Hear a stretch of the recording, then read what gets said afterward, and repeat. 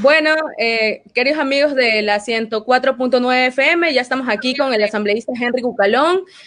Muchas gracias, asambleísta, por aceptarnos una invitación aquí al programa Sobre la Mesa. Hoy estoy con Valentina y con Michelle. Estamos hablando sobre las reformas a la ley de la función legislativa. ¿Cómo está, asambleísta?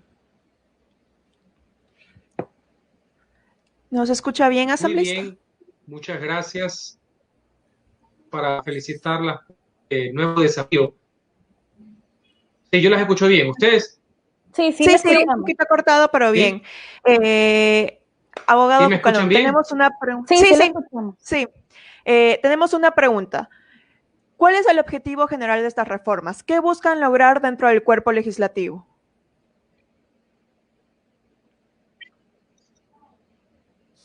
Bueno, Abogado. mientras el asambleísta puede conversar con nosotros, seguimos nosotros esperando que se conecte bien. Fundamentalmente, fortalecer la capacidad de...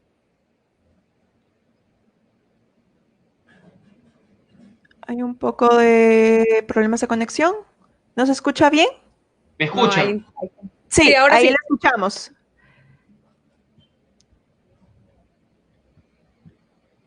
Yo sí les escucho bien. Perfecto, usted puede ahorita hablar, se le escucha perfectamente. Fundamentalmente las reformas están encaminadas a fortalecer la capacidad de fiscalizar y de control político de la Asamblea Nacional, a llenar vacíos que tenía la ley vigente actualmente y mejorar la parte de formulación de los proyectos legales y su aprobación. Ese es básicamente el aporte, pero como lo he venido mencionando, no servirá de nada si no hay un compromiso de los legisladores para actuar con convicción, preparación y honestidad. Usted puede tener las mejores normas del mundo, pero la actitud no se legisla, ni la actitud ni la responsabilidad. Bueno, hay varias personas también que se están preguntando qué es esto del Comité de Ética y cuál va a ser la diferencia entre la Comisión de Fiscalización y Control Político.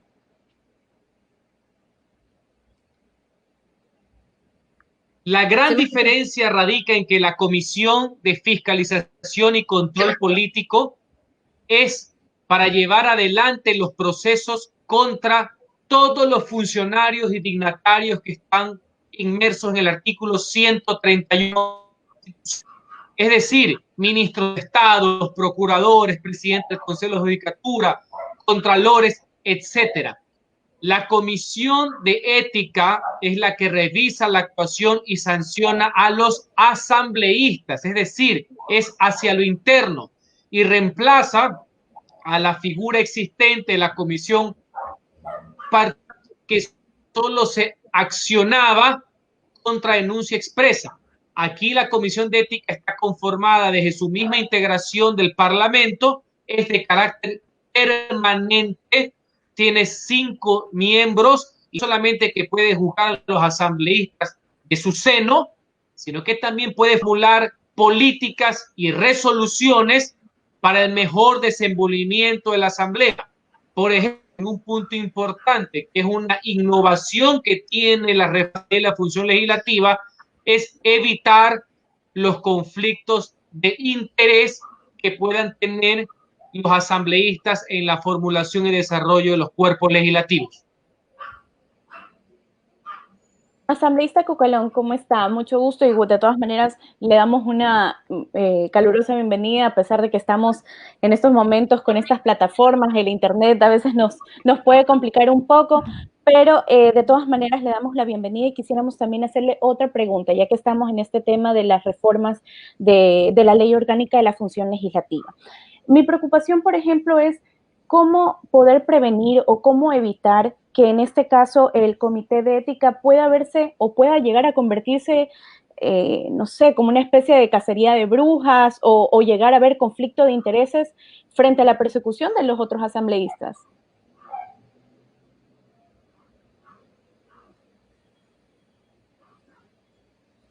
De varias maneras se puede evitar. Uno, que es el voto. porque si el pueblo elige a pillos, a piratas y a lobistas, ya no es culpa de la ley. Segundo, las personas que van a ser elegidas, que son 5, se entiende que deben tener una probidad notoria a todas luces. Si usted va a poner de alguacil a los alguacilados, ya no es culpa tampoco de la ley. ¿A quiénes van a elegir? Y yo sí creo en la buena fe de la gran mayoría de los ecuatorianos. Hay gente de bien, hay gente preparada y hay gente honesta. Pero si los líderes políticos, los dueños de los partidos y las trincas legislativas van a poner a unos truanes a vigilar, pues ya no, insisto, no es culpa de la ley. Y segundo, sin perjuicio y que la Comisión de Ética debe poder actuar de oficio, sin petición de parte. Yo perdí ese debate y solo va a actuar ante denuncia expresa de otros asambleístas contra uno de sus integrantes. Entonces no debería haber una cacería de brujas porque no puede actuar oficio. Ahora, si hay un mal elemento legislativo que no solamente está en la asamblea, sino que adicionalmente se hizo elegir parte de la comisión de ética y se dedica a chantajear, pues obviamente será el resto de los asambleístas, la sociedad y el pueblo finalmente que se encargue de su respectiva sanción, tanto política, penal, como de carácter electoral. Y le voy a poner un ejemplo. Yo no voté, pero en la actual legislatura, la mayoría que puso al señor que es presidente de la asamblea actual no hizo nada más y nada menos que elegir que Trefe, señor Mendoza, lo puso en la comisión de fiscalización. Entonces, todo el mundo sabía al pasar. Hasta mi hijo, que no es político, sabía eso, menos los que lo eligieron. Ya los detalles ustedes lo conocen. Porque si usted va a elegir a una persona de esas características, de ese calibre, ¿qué más podía pasar si no lo que pasó? Pero reitero, ya no es culpa del Parlamento en sí, no es culpa de la ley, es culpa de las personas que asumir la responsabilidad. De acuerdo. Y dentro de la función, dentro de esta comisión de fiscalización, ¿no? Una de las reformas es que pase a ser de carácter permanente. ¿Qué implica esto? ¿Cuáles son las consecuencias sustanciales de que esta comisión sea permanente? Uno de los avances, y eso fue a través de una propuesta mía desde la legislatura anterior, es que la comisión de fiscalización, que ya es permanente, la diferencia es que tengan miembros natos, es decir, que sus estudiantes solo se dediquen a fiscalizar y a controlar, que no es lo mismo, rima, pero no es lo mismo. Porque en la actual norma, los miembros de la comisión de fiscalización son miembros residuales de otras comisiones. O sea, tú puedes estar en la comisión de justicia y también en la comisión de fiscalización. Eso cambia con las actuales reformas, como siempre debió haber sido, personas que se dedican a tiempo completo, no solamente a la fiscalización tendiente a llevar un juicio político o el impeachment, como se denomina. No, sino lo que para mí es lo más importante, que es el control político permanente de la ejecución, del cumplimiento de una norma, como sucede en casi todas partes del mundo. No siempre el control político debe llegar necesariamente a un juicio. Puede llegar a advertir, a enmendar, a corregir la actuación que tiene un funcionario que permanentemente tiene que informar a la legislatura cuáles son sus actividades. Sucede en todas partes del mundo. Les recomiendo que vean cómo son las sesiones de las comisiones del Senado y del Congreso norteamericano, donde el control político, la rendición de cuentas es permanente por parte de ministros, embajadores, inclusive ante los representantes del pueblo, que son los legisladores.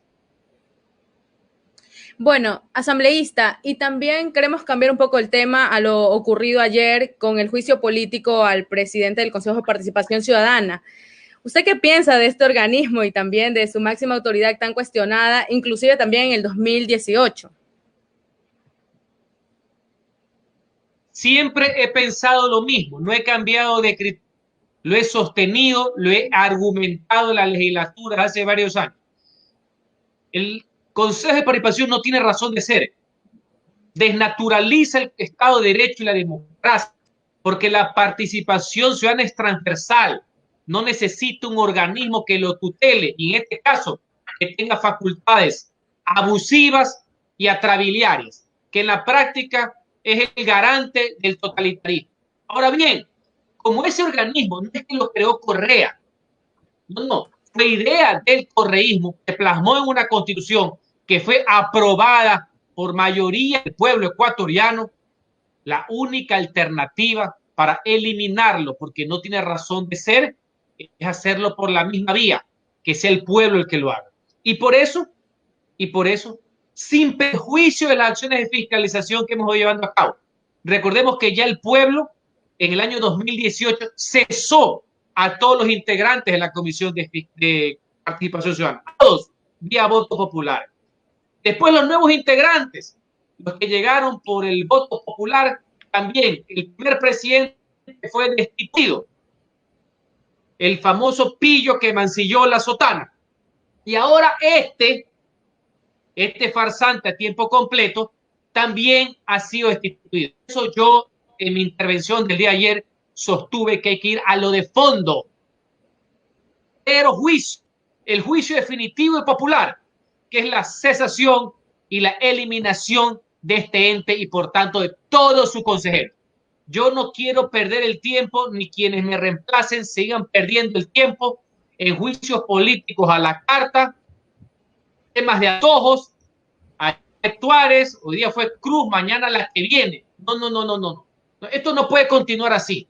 Esto no es un quítate tú para ponerme yo, o saca para reacomodar a esta mayoría que le gusta el poder político. No, señores, ya basta de eso, basta. No crean que es coincidencia que en un año hayan sido destituidos los dos presidentes del Consejo de Participación, porque más allá que los dos han dado papaya y uno es un delincuente sentenciado, siempre la voracidad, la de antes y la de ahora, camuflada, quiere apoderarse de esa institución. Asambleísta Cucolán, yo tengo también otra pregunta. Entiendo que usted también estuvo dentro de las reformas, pero en cambio la función judicial. Mi pregunta es, porque allí habían muchas posturas sobre las infracciones graves y las sanciones que podrían tener a cabo los defensores. Mi pregunta va más allá como, ¿considera usted que hay mucho más presión en los defensores y mucha más presión incluso también a los jueces que a los asambleístas?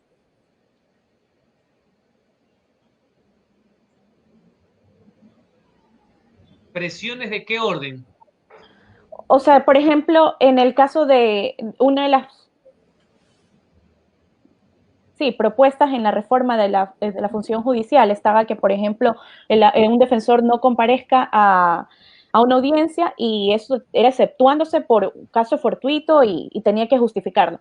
¿Y cómo es en el caso de los asambleístas cuando no están dentro de la asamblea y quien están allí es el alterno? A ver, yo creo que toda persona, más si es un servidor público, que es algo sagrado, porque es el mandato que te da el pueblo para servir al general, público, a la colectividad. Nada más puro, prístino que eso. Por eso nosotros somos empleados del pueblo, es hacerlo bien, como que si fuera su propio peculio o patrimonio. Cada una de esas actividades, los que están en la Ley Orgánica de Servicios Públicos, los que están en el Código Orgánico de la Función Judicial, los que están en la Ley Orgánica de la Función Legislativa, tienen que asumir esos compromisos, lo que llamamos convicción. Y obviamente hay sanciones de todo orden. Hay sanciones administrativas, hay sanciones políticas, porque recuerden que los asambleístas, a diferencia de los jueces, son elegidos por voto popular. Obedecen a la confianza que le dan a través del voto, y también hay responsabilidades de carácter penal. Entonces, obvio que la persona que falta debe ser sancionada. En la judicatura, en el magisterio, en la fuerza pública, en el ejecutivo, en el legislativo, en el judicial, no hay duda alguna. Usted pregunta por el caso de la Asamblea. Le recomiendo a ustedes, jóvenes estudiosas, jóvenes profesionales, que sigan por sus propios derechos. Eso es lo que se llama el control social. O a través de los nuevos mecanismos como es el Observatorio Legislativo. Y vean, pues, cuáles son los vagonetas que nunca van a las sesiones y algunos tienen la osadía de ir a la reelección. Ahora, como estamos con el Zoom, ya sería pues una trafacía completa porque ni siquiera puedan conectarse a este aparatejo en vez de estar asistiendo a la curul. Pero ahí están los porcentajes. En mi caso, tengo el 96% de récord de asistencia y el 4% de inasistencia se debe a las invitaciones no pagadas por el Parlamento, sino invitaciones de los parlamentos que tuve el año pasado, entre los cuales estuvo cuando fui a dar un discurso al Senado de Paraguay, de otras cosas para aprender cómo se hace para el tema del código de ética. Por eso son mis faltas. Entonces, hay sanciones negativas, sí, sino que hay unos que se burlan, pegan con el tema. Pero lo más importante, el juzgamiento popular, el juzgamiento político, que es, al final de cuentas, el que más también interesa. Y obviamente el de la función judicial, que no se presentan a las audiencias como cualquier persona, como cualquier empleado, como cualquier procurador, síndico o abogado de la institución pública, o cualquier maestro que no va a las clases con sus alumnos. Me explico, privándole el acceso al conocimiento, la igualdad de oportunidades. Todo el mundo es responsable ante la ley. Yo creo que al revés, los políticos tienen, además de la responsabilidad administrativa, pecuniaria inclusive, tienen la responsabilidad política que juegan ustedes, los ciudadanos, los políticos, a través del voto. Aquí tenemos una pregunta de nuestros seguidores de Facebook, asambleísta. Dice, ¿esto que estamos viviendo es el reflejo de una política fraccionada que ha estado históricamente en nuestro país? Bueno, la clase política es el reflejo de una sociedad. Por eso creo también que esa sociedad debe tener un compromiso, lo que yo llamo la corresponsabilidad, de que las personas, mujeres y hombres, que sí los hay, asuman el desafío de ser del cambio. Una vía es el compromiso hacia la actividad pública, que tiene aristas. La elección popular o las funciones públicas no siempre coinciden, porque si no lo hacen, la piratería se va a apoderar justamente de los estamentos públicos. Si uno de ustedes no quiere a alguien sin sus méritos, sin sus capacidades y sin su honestidad, lo va a hacer.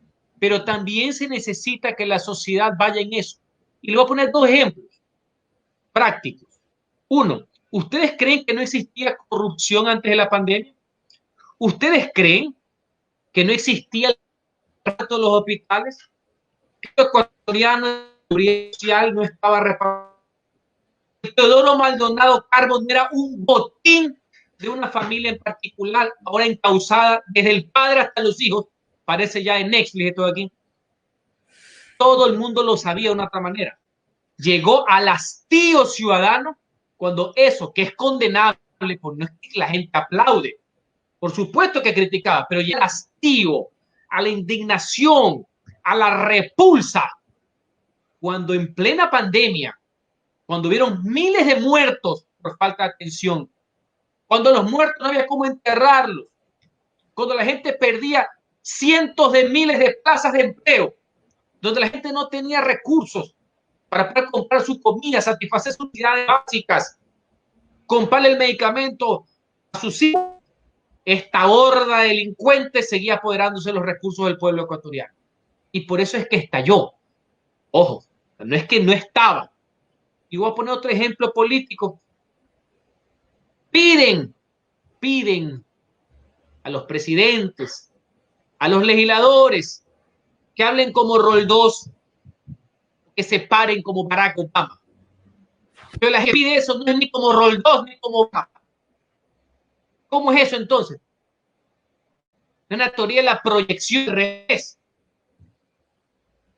Ojo, La clase política y dirigencial es el reflejo de lo que es la sociedad. La sociedad es la que tiene que imperar el cambio y eso se va a ver en las próximas dignidades. Pero si seguimos con los vicios, la gente lo permite y no lo castiga con el voto, señores, no esperen esperanza de cambio.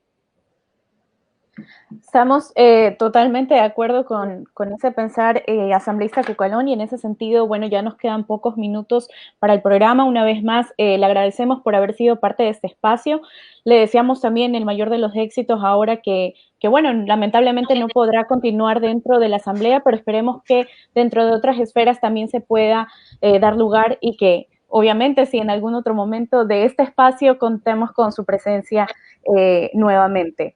Así que muchísimas gracias. Un gusto. Gracias. Ha sido un gusto. Muchas gracias. Muchas gracias a ustedes. La felicito por tener este espacio, generar opinión, generar y sigue.